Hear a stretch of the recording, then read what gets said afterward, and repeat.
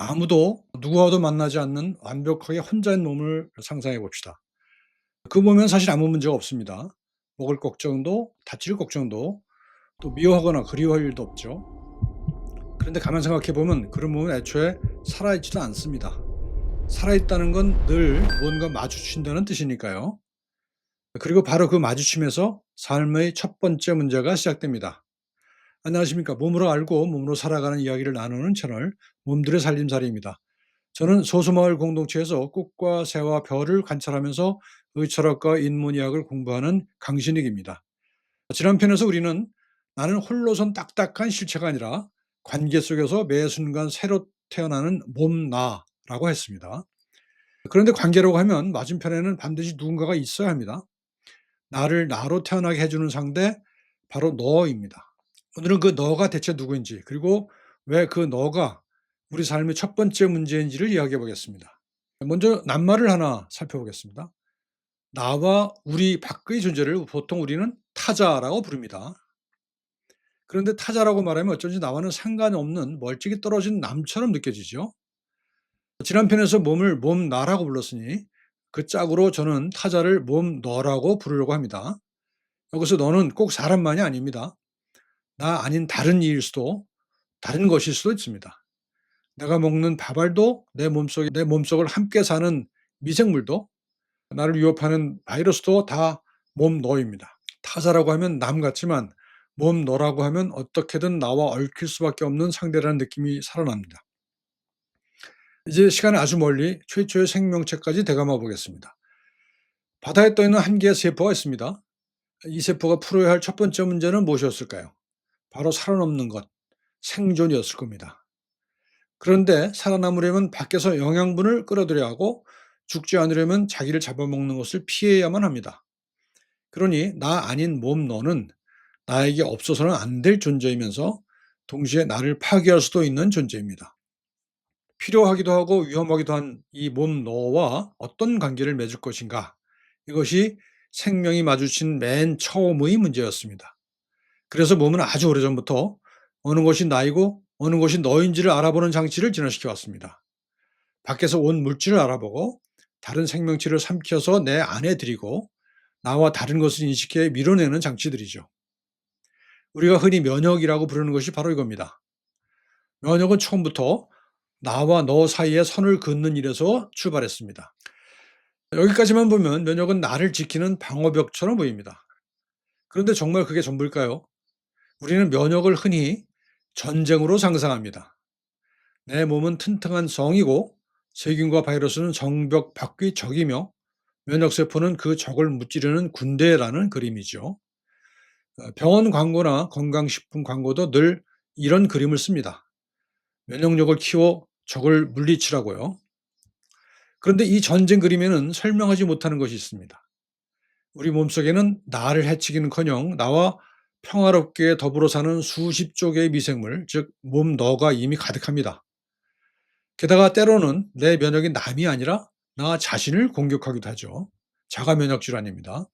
만약 면역이 오로지 너를 밀어내 나를 지키는 일이라면 이런 일들은 도무지 앞뒤가 맞지 않습니다.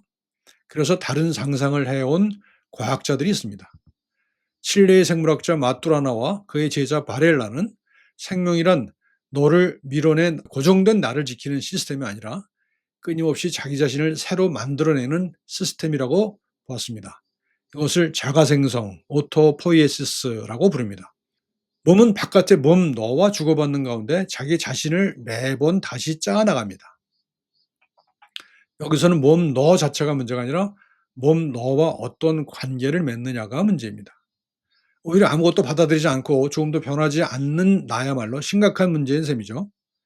덴마크의 면역학자 니스 예르네는 여기서 한 걸음 더 나갑니다.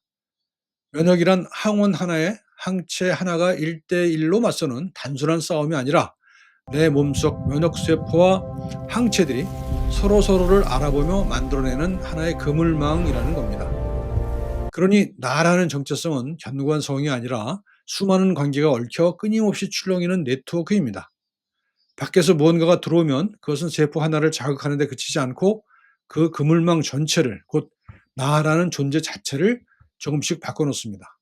멀리 갈 것도 없습니다. 지난 코로나19를 떠올려 보십시오. 같은 바이러스인데도 나라마다 앓는 모습이 크게 달랐죠. 그건 나라마다 사람들이 함께 만들어낸 면역의 그물망이 서로 달랐기 때문이라고 볼 수 있습니다. 그리고 3년의 큰 소란이 잦아든 것은 바이러스를 완전히 박멸해서가 아니라 우리 몸 나들이 그 바이러스라는 몸 너와 안정된 관계, 안정된 네트워크를 새로 맺었기 때문입니다. 어떤 의미에서는 코로나 바이러스가 우리 정체성의 그물망 안으로 들어와 이제 우리의 일부가 되었다고 말할 수도 있습니다. 몸 너는 무찔러 없앨 적이 아니라 나를 끊임없이 새롭게 만드는 상대였던 겁니다. 몸의 이야기에서 시작했지만 그 뒤집기는 곧 윤리의 문제로 이어집니다. 유대인 철학자 엠마누엘 레비나스는 홀로코스트를 직접 겪은 사람입니다. 나를 세상의 중심에 두고 너를 없애려 한 그 끔찍한 폭력을 몸으로 통과한 뒤에 그는 정반대의 길을 택합니다. 세상의 중심을 없앰의 대상이었던 바로 그 너에게로 옮기는 것입니다. 레브나스가 든 열쇠말은 얼굴입니다. 내 앞에 있는 너의 얼굴은 내 지식으로 다 파악할 수 없는 절대적인 낯섦인과 동시에 상처받을 수 있는 연약함을 그대로 드러냅니다. 그 연약한 얼굴이 나에게 말없이 요구합니다. 나를 함부로 하지 말라고, 나를 책임지라고요. 우선 나와 너의 관계는 대등한 거래가 아닙니다. 너에게 더 큰 무게가 실린 기울어진 관계입니다. 나의 존재보다 너에 대한 책임이 먼저다. 레브나스는 그렇게까지 말합니다. 일상에서 그대로 실천하기엔 너무 무거운 요구일 줄 모릅니다. 하지만 늘 나를, 주체를, 강한 자를 중심에 두어온 우리의 오랜 습관을 뿌리째 흔든다는 점에서 이 사유는 통렬한 자기 반성을 요구합니다. 또 한 사람, 같은 홀로코스트를 겪은 유대인 의사 빅토 프랑클은 다른 각도에서 같은 곳에 닿습니다. 그는 인간의 본질이 생각하는 사람, 호모 사피엔스가 아니라 고통받는 사람, 호모 파티엔스에 더 가깝다고 말합니다. 실제로 환자를 뜻하는 영어 페이션트는 고통받다라는 뜻의 라틴어에서 왔습니다. 우리말 근심 환자도 심장을 꼬챙이로 찌른 모양에서 나왔다고 하죠. 그런데 고통과 근심은 환자만의 것이 아닙니다.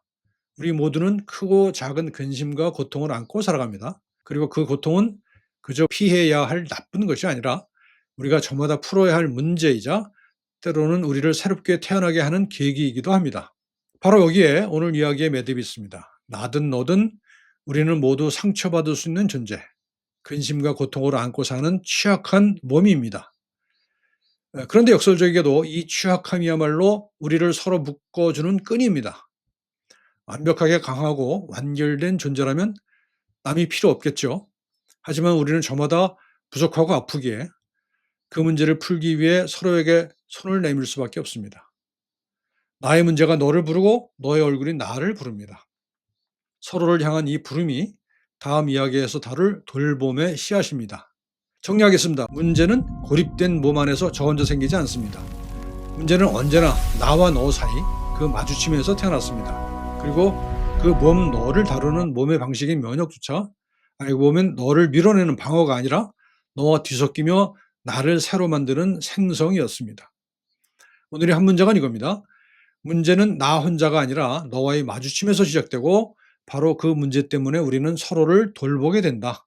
너와 마주치고 그 관계를 몸에 새기며 살아온 시간, 그 시간은 우리 몸에 주름과 무늬로 남습니다. 다음 편에서는 그 이야기를 하겠습니다. 몸의 주름과 무늬.